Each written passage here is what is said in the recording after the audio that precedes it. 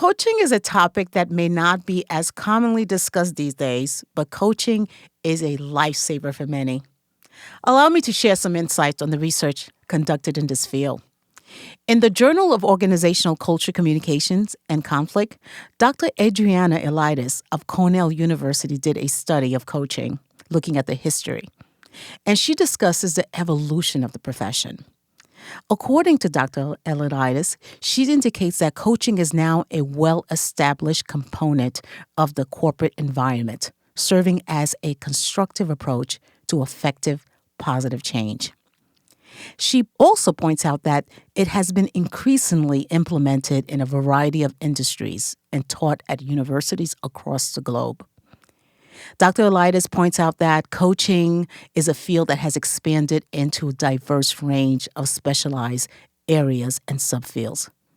These include business coaching, which focuses on professional development, personal coaching, which addresses the individual growth, and life coaching, which encompasses various aspects of life beyond one's career, such as the quality of life, interpersonal connections, personal identity, and transformation.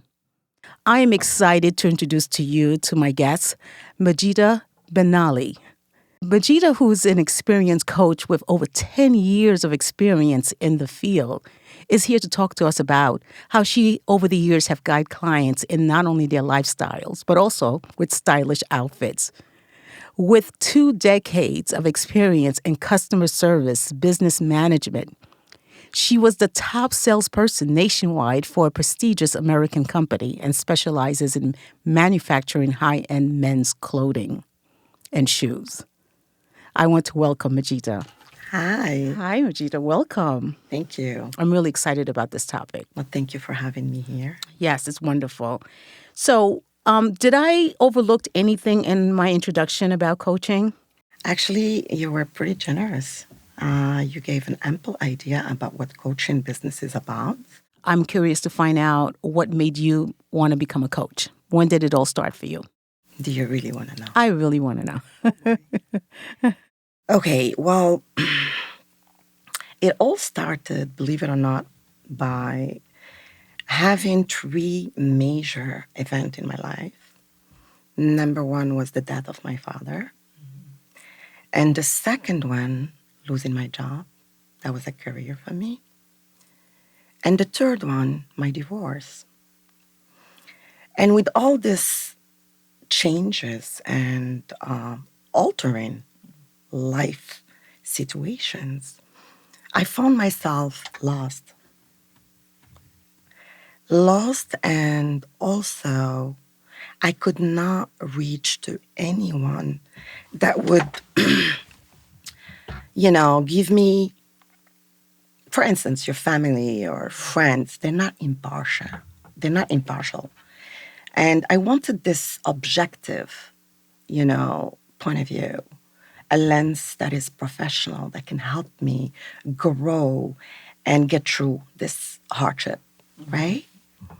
So what I did, as a matter of fact, I did a lot of search as far as finding a therapist, because I felt inside me that something was not right. It really wasn't. I was lost. And for me, finding a therapist, it's a challenge in itself. Coming from the background that I'm coming from, the culture that I'm coming from, and all these aspects made it even more challenging to find a therapist and connect with them, Because for me, I'm like, okay, well, I'm going to find a therapist, and then, okay. But then she's not from my culture. She's not going to understand what I'm talking about. So here comes the work, and here comes the search, and here comes the digging and all the yummy and the ugly stuff, And then finally, I came across this wonderful, amazing therapist in New York City, but she was extremely expensive.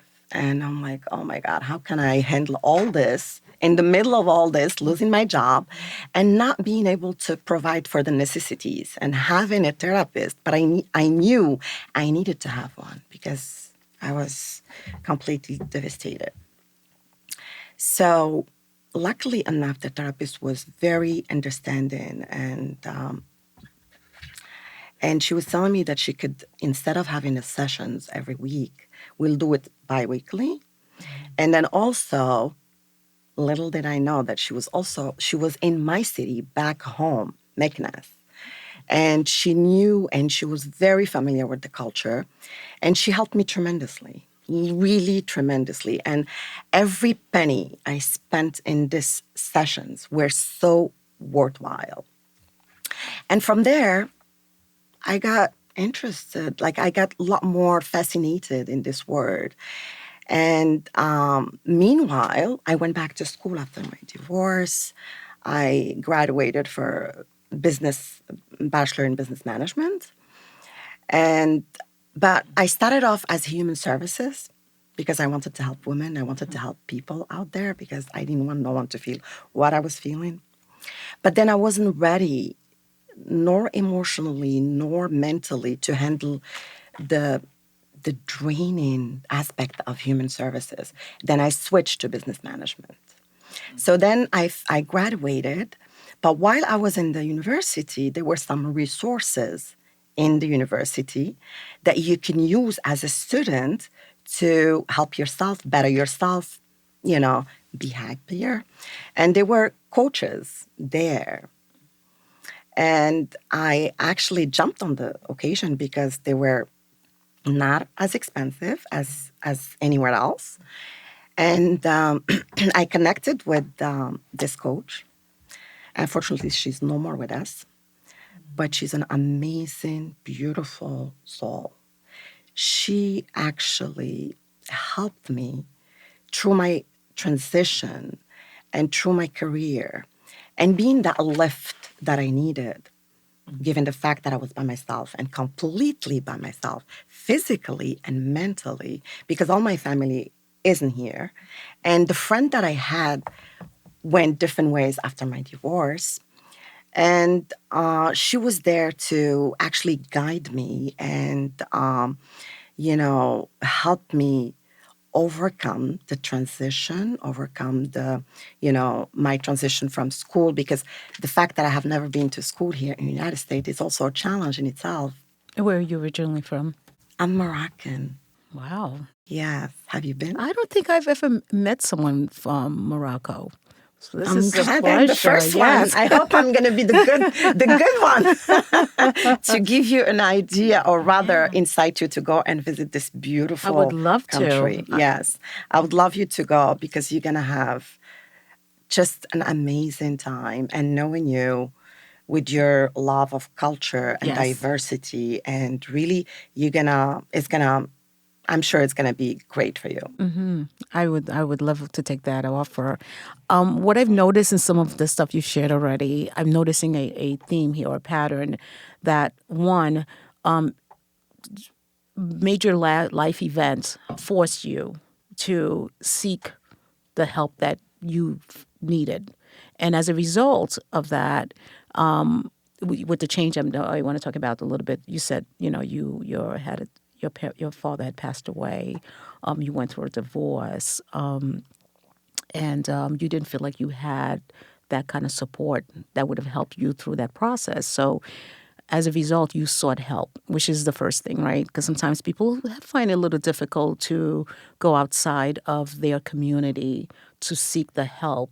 And culture plays a role into that and what people feel comfortable with. Talk a little bit about that. Some cultures may not feel that this is for them, like coaching is not something that they feel comfortable with. Interesting. Well, you're absolutely right. And you're definitely not wrong about this because in our culture, unfortunately, our main concern is to find a job, pay a bill, be a wife, and live your life just like anyone else. And for them to embrace the idea of either therapy or coaching, it's just like, what? I mean, seriously, what are you talking about?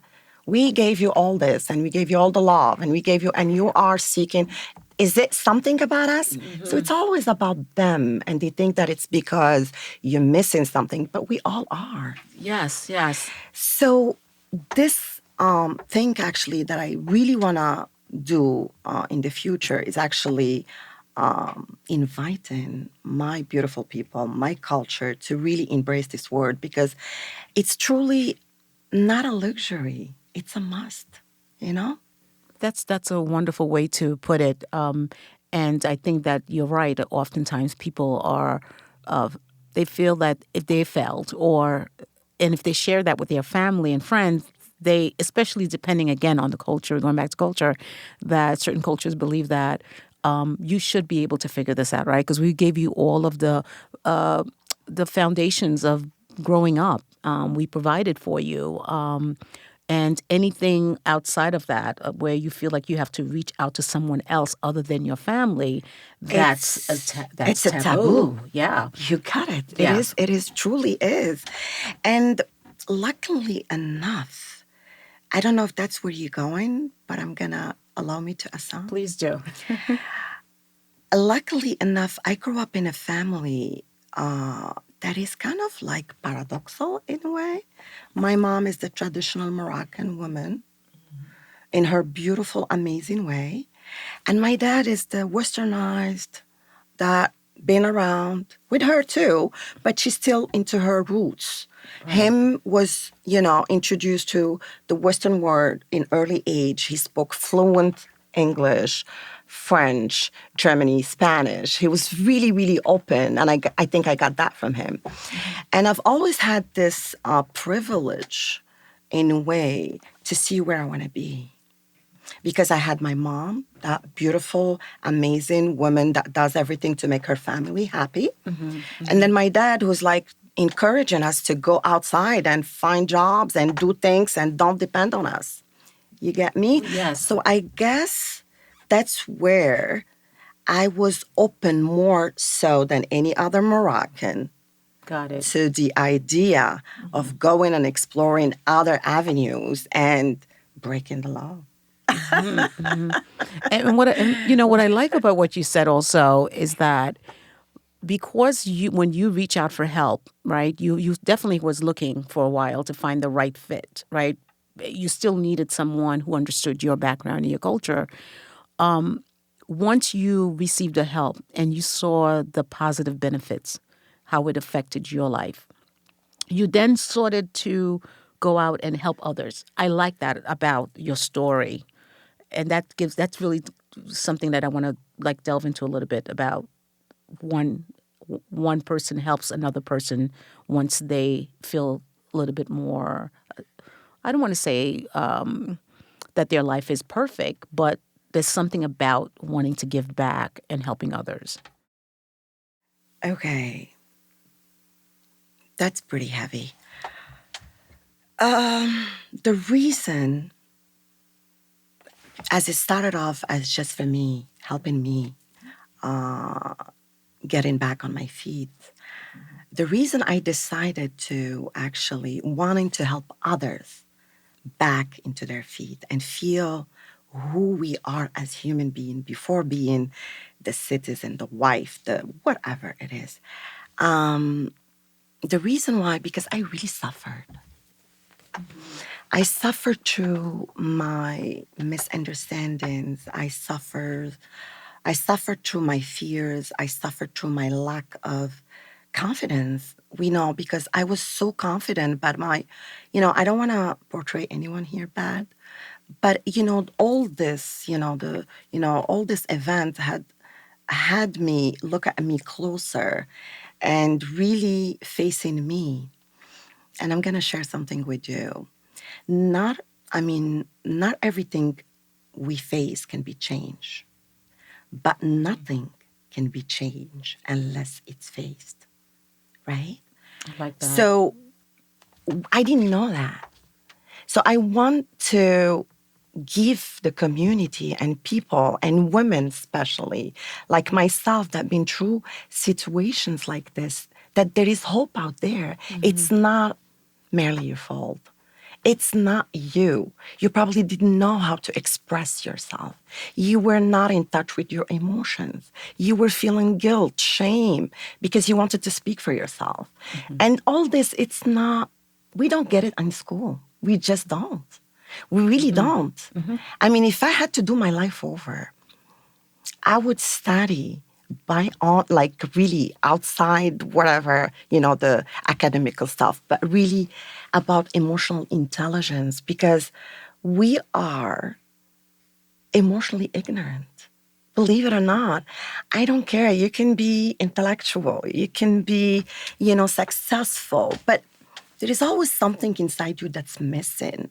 And that missing part, it's your core. Yes. How Yes. can you go further? Yes, it is. It is deep self. I think at one point that there was a big discussion over emotional intelligence, and I don't know, somehow it fell by the wayside. But you are absolutely correct. Being in educational field myself, I do feel that we tend not to. We do more surfacey stuff with our children. Here you go. But yes, and I think oftentimes also people want to just put it on the parents, right? But remembering that children are not interacting, especially when they're school age, not just interacting with their family, they're interacting with the world. And we need to prepare them very early on to deal emotionally with different aspects of the world.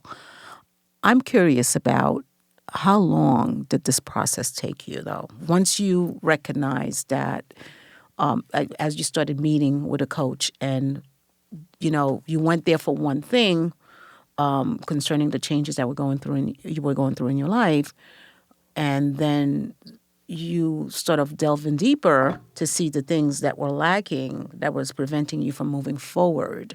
How long did this work take? First of all, I want to really emphasize on the fact that yes, the coach does guide you, and she did help me, but I also did the work on my own because there is also accountability in place. She's going to guide you, she's going to give you exercises, but you need to be accountable. And you need to do the work. You need to do the dirty work on your own. It's not like an instant or a magic formula. It's a pill that you swallow and you become all of a sudden happy and cheerful. That's not how it works. And you need to be responsible and honest toward yourself. You can't just say, okay, brush it off. And no, well, she told me this and I'm going to just repeat it. You have to do the work. So the process altogether, I think it's a lifetime process. I don't think it's a limited process. We all under constructions, and we're going to stay under construction because we are so complex human being. We're the dynamic and, the way we are, it's just something that I don't think we can reach a limit, or there's always time of improvement. There's always time of, shedding off layers of BS, excuse me, Yes. And it's hard to unlearn. And like the popular BS, they said you need to learn. You actually need to unlearn. You get me? Yes. Because it's rooted in you. Right. And you've always believed that's it. That's the way it should be. But guess what? It's not. And we're not very, very comfortable with change. Stay tuned for the next episode when Majida shares some of her coaching tips and strategies.